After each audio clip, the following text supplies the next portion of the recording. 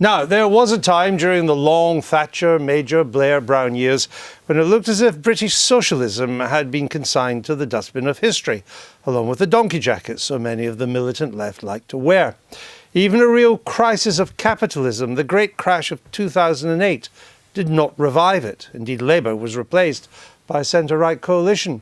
But the sclerotic recovery from that crash, the long shadow of austerity, stagnant real wages, and a new generation which doesn't see what's so great about capitalism when it has no capital, and of course has never been served a British rail sandwich, all that has put socialism back on the agenda and Jezza in control of the Labour Party.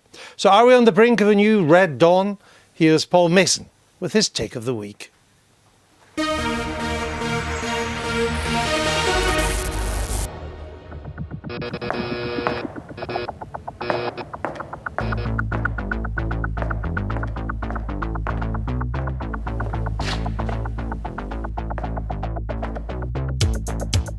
The global elite assembled at Davos have one job, and that's to imagine how an automated digital capitalism could work, and for everybody.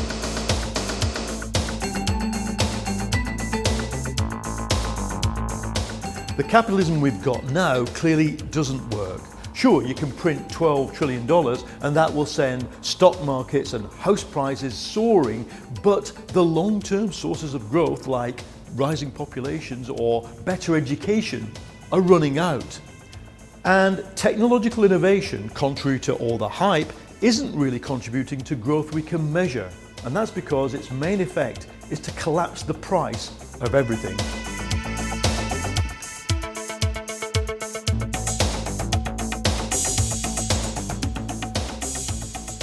In the meantime, the global system is breaking up.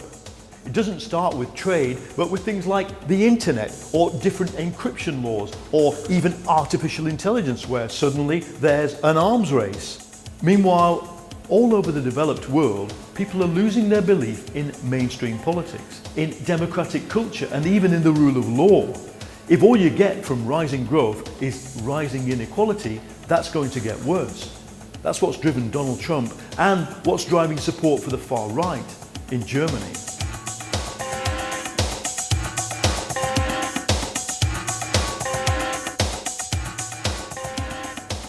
They say with these Davos events, you've seen one, you've seen them all. As one World Bank economist put it only this week, these are people who won't pay the living wage, but they will sponsor a symphony orchestra. But I can see a change. The original idea behind Davos, a kind of confident, liberal, democratic capitalism, has become more of a thin veneer, and it's the crooks and the autocrats and the demagogues who are starting to set the agenda.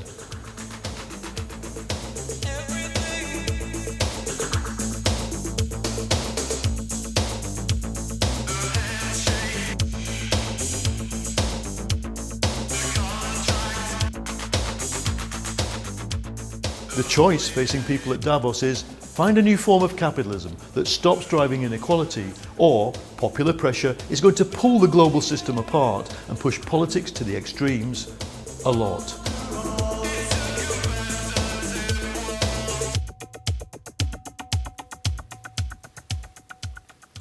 And our thanks to Concrete Space in Shoreditch. We welcome Paul Mason. Michael, is global capitalism in crisis? No, I mean, I would put forward a number of other facts. I mean, communist China has adopted capitalism. The former Soviet Union has adopted capitalism. I think the only country in the world that hasn't adopted capitalism now is North Korea. The effects of capitalism has been to make people much richer. The average income of the global population has doubled in the last 10 years. There's a middle class now in India of hundreds of millions. There's a middle class in China of hundreds of millions. So capitalism is highly successful. The alternative, communism, has always been associated with mass murder. Mao killed 50 million, Stalin killed 30 million. So no, I think we do well to stick with capitalism.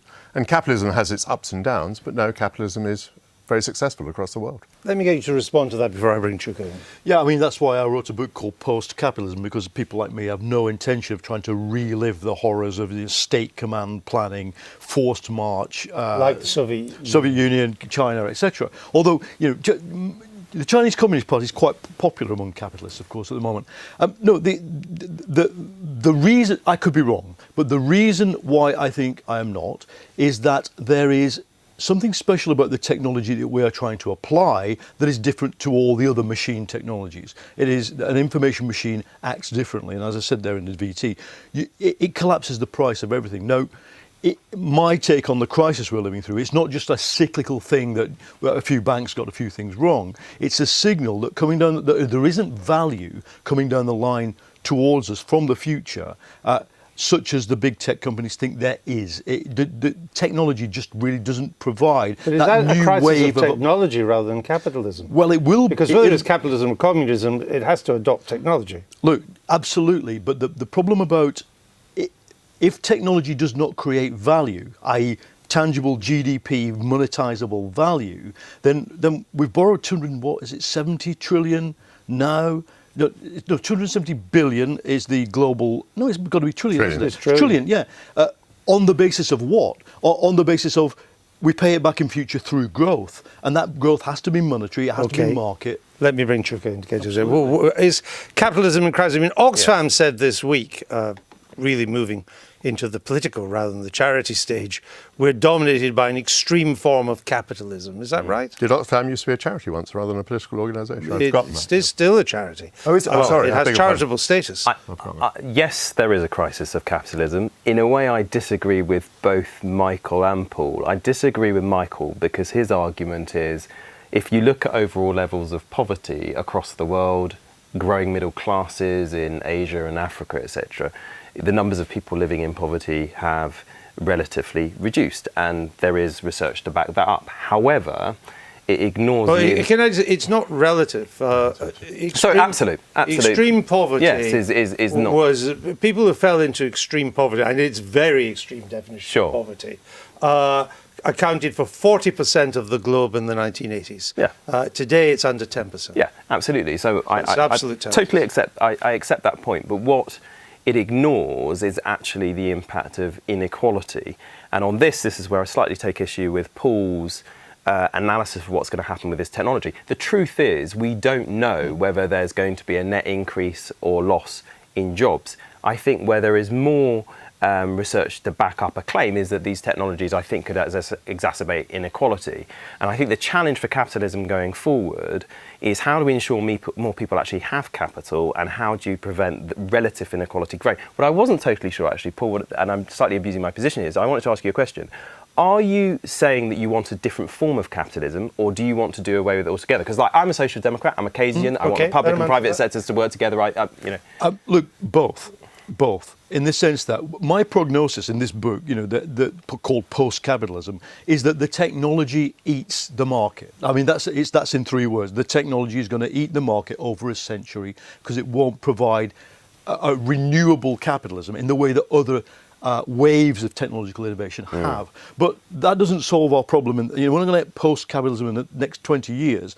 So we have to design a kind of capitalism that solves the problem of now. So you do want capitalism? No, absolutely, and I've got no problem. Actually, I'd be closer to some of the right-wing critics of Oxfam's report than some of the sort of general sort of uncritics of it.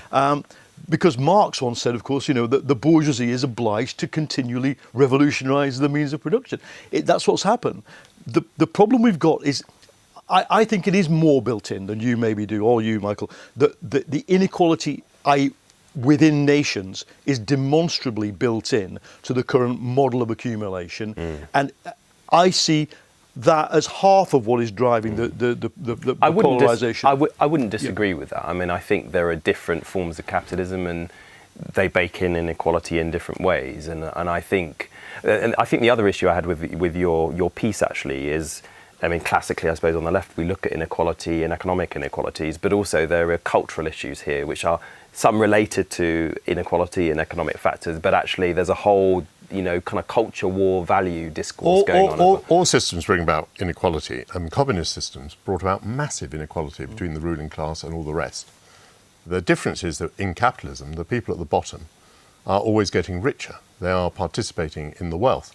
In communist societies, as we remember, I mean, the communist societies literally went bankrupt. They were unable to sustain themselves. Also, I mean, the characteristic Have we really been getting richer, though? Yes, we have been getting richer. In recent times? Yes, in recent times. The people you see in the street now are wearing shoes. They are being educated. They have health care. Obesity is now a characteristic of the poor. I mean, if you'd said to people in the 19th century that obesity was going to be a characteristic of the poor, they would have been absolutely amazed. And this idea that technology makes things cheaper, it has always made things cheaper. And what that means is, of course, that people can afford more. They can buy more things because they're cheaper. And as they buy more things, so the demand becomes more widespread, and so the employment opportunities become greater. I mean, I'm absolutely unconvinced at this stage that AI, artificial intelligence, is going to be any different from any other technological innovation, all of which so far have replaced labour-intensive technologies with new labour-intensive technologies. We're always able to see the jobs that are being destroyed. We're never able to foresee the ones that are going to be created. You wrote your book at a time when the recovery from the crash was still very slow, and it's the slowest recovery from any downturn in recent memory. But only in the past 18 months things have changed. The Eurozone is now showing growth. You used to cover it. There was no growth. The American economy, 3% looks more normal now than 2%. The emerging markets are growing strongly. What I think, I take my cue from not only my own research, but say the Bank of England. Bank of England did a big research project on long-term sources of growth. And it basically says the extra workers and the increased education that's driven global growth the last 30 years, that's running out. The catching up growth that China's done, that's going to run out. And the Bank of England sees, its economists, it's not its official prediction, sees growth is about 1.5 in the next 30 years. Now, if that's true, then the success stories are the countries that fight for their bit of it. And this is the big mind bender for those of us who've grown up for the last 30 years thinking that the global economy is simply a win-win. Trump might indeed achieve 3% growth and reindustrialization through America first. And I think if he does, in say 2 or 3 years' time, other countries will be looking at that and saying, well, we want some of that because China's already. One can do it. That's they what all I'm tried to do it. Then we get the 1930s, and you get the zero sum or negative sum game. That's why what I'm saying there is defend globalization by doing less of it. But just to bring it back into today's politics, let's assume you're right for this final question to you. I'm not quite sure what difference a Corbyn government versus a May government would really make to this. Oh, I think it would make a massive difference. Look, the thing that sticks me to Corbyn, for all the differences I might have with him on minor issues, is that he's the first social democratic politician that is prepared to say neoliberalism is over. The whole model for the last 30 years, Blair, Thatcher, Major, Brown, is over. We need a new one. He's not a social democrat, though. Of course he's a social democrat. I'm a radical social democrat. He's never had any empathy with the and Blair and Brown were not Democrats, neoliberal. or the German social democrats, or Gordon Brown, who was a social democrat. Yeah, they weren't neoliberals. Well, it's a semantic issue. That's quite important. Well, they're not. It's quite pretty major. If you introduce tax credits, national minimum wage, you do infrastructure investment, etc., that's not neoliberal. Final thought from you, Paul. Final thought is, I think there's actually, what a Labour government has to do is to create a new normal, like the Attlee government did. That means probably knocking off the hard edges of what it wants, but I think the new consensus has to be, what I said in that VT, a kind of capitalism that starts to suppress inequality and drive growth not through money printing. And I think if Labour can deliver that, then the Tory government that comes after it, when we're probably all gone off this sofa, would have to start from a very different premise than the last 30 years. Right. We shall see. Paul, thank you for being with us.